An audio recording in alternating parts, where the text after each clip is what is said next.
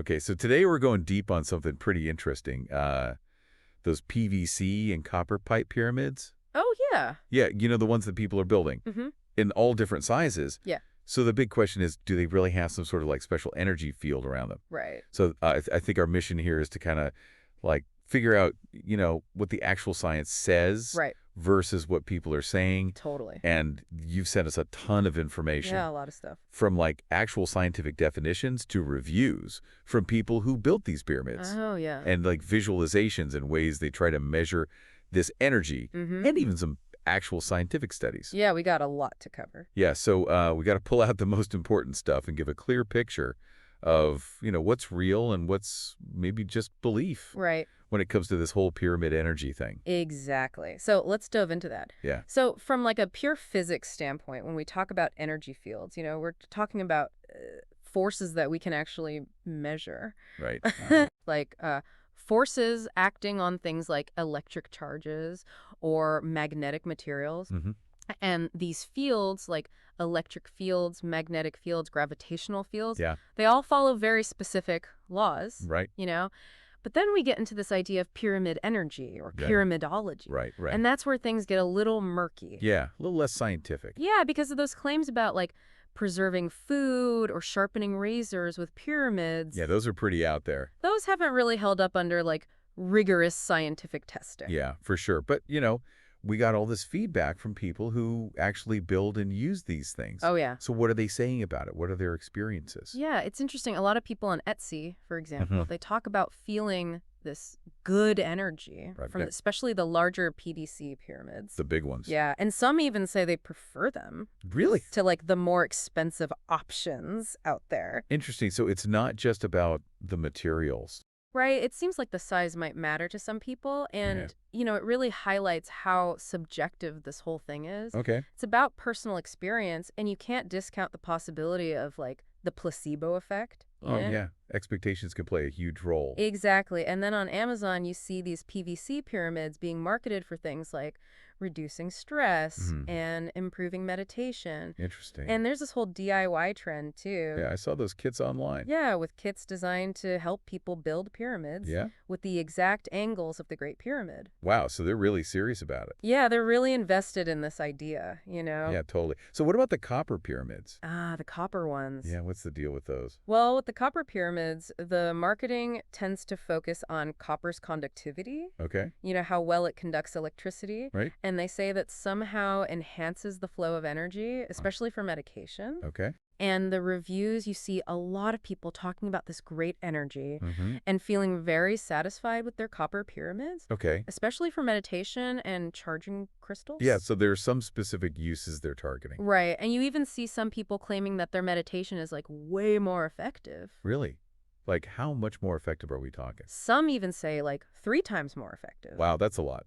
Or that water somehow becomes energized. Energized water. I didn't even know what that means. Right. It's all very subjective, but Yeah. the fact that you can buy all these copper components, connectors, pipes, Yeah. it shows that people really believe in these focused energy benefits. Yeah, for sure. So how do people actually try to see this pyramid energy? Right. We saw some stuff about Kirlian photography. Yeah, Kirlian photography. What's the deal with that? Well, it's basically capturing this like tiny electrical spark on a surface. Okay. And it's affected by things like how much moisture is there Mm-hmm. and how well the surface conducts electricity.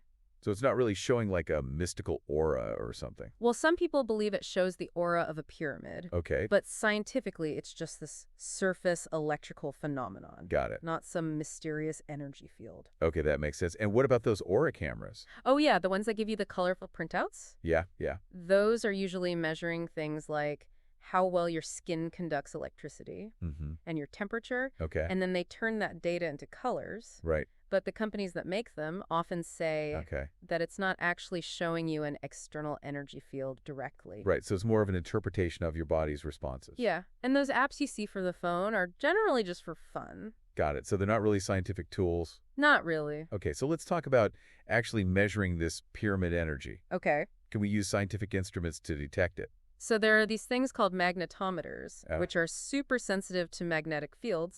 Mhm. even the ones our own bodies produce. Wow, that's sensitive. But it's highly unlikely that a small pyramid would make a magnetic field that's strong enough Okay. or unique enough for these devices to pick up. So magnetometer is probably not the answer. Probably not. What about GDV? GDV. Yeah, or biowell technology. Oh, that's interesting that technology captures light emissions from your fingertips. Okay. And it's often marketed as a way to assess well-being. Right. But there are some questions from the scientific community about whether it's really reliable Okay. for detecting these super subtle energy changes Right. or external field effects that people attribute to pyramids. So it's another maybe not. Yeah, probably not the best tool for this. Okay, let's move on to the scientific studies you found. Yeah, let's get into the research. So there was some interesting research on the Great Pyramid of Giza. Oh, yeah, that one's fascinating. Yeah. They found that it can actually concentrate electromagnetic energy Really? at certain radio wave frequencies Okay. because of its shape and the limestone it's made of. So the pyramid itself is like interacting with these waves. Exactly. It's like how a specific antenna Right. is tuned to pick up certain radio stations. Got it. But this is a well-known scientific phenomenon, Right. not some mystical pyramid energy. Okay, so it's not like a special energy unique to pyramids. Right, and it doesn't really apply to the small type pyramids people are building. Right, those are way different. Exactly. But we did see some studies on those smaller models Yes. that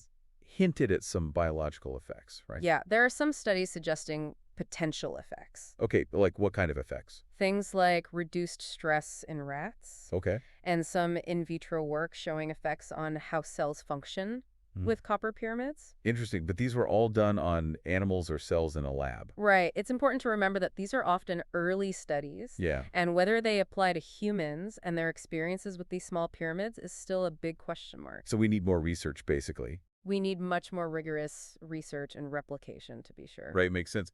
What about the classic claims? Oh, you mean like preserving food? Yeah, preserving food, sharpening, razor blades, Yeah. all that stuff. The evidence we have so far, Hmm. including investigations by shows like Mythbusters, Oh, yeah? doesn't support those claims. So no magic sharpening powers? Not that we've seen. Okay, and you mentioned some Russian research, too. Ah, yes. What was that about? Some researchers in Russia have proposed that certain non-metallic pyramid shapes Okay. might have beneficial effects, Hmm. possibly through something called torsion waves. Torsion waves? I've never heard of those. Yeah, it's a concept that's not really accepted by mainstream physics. So it's kind of outside the realm of what we generally consider science? Yeah, for now it's still pretty fringe. Okay, so if we had to sum this all up, what's the main takeaway for you? Well, I think the bottom line is that while personal experiences and these early studies are definitely interesting, Right.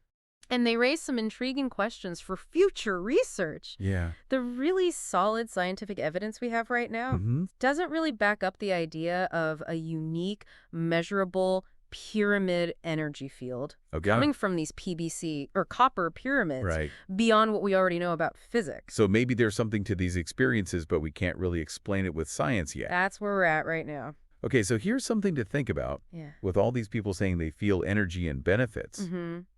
how much of that could be the power of belief Right. or the placebo effect? It makes you wonder. Yeah, and what does it say about us as humans Mm-hmm. that we're so drawn to these ideas of unseen energies Yeah. and connections in the world around us? It's a fascinating question. It really is. Thanks for exploring this deep dive with us. My pleasure.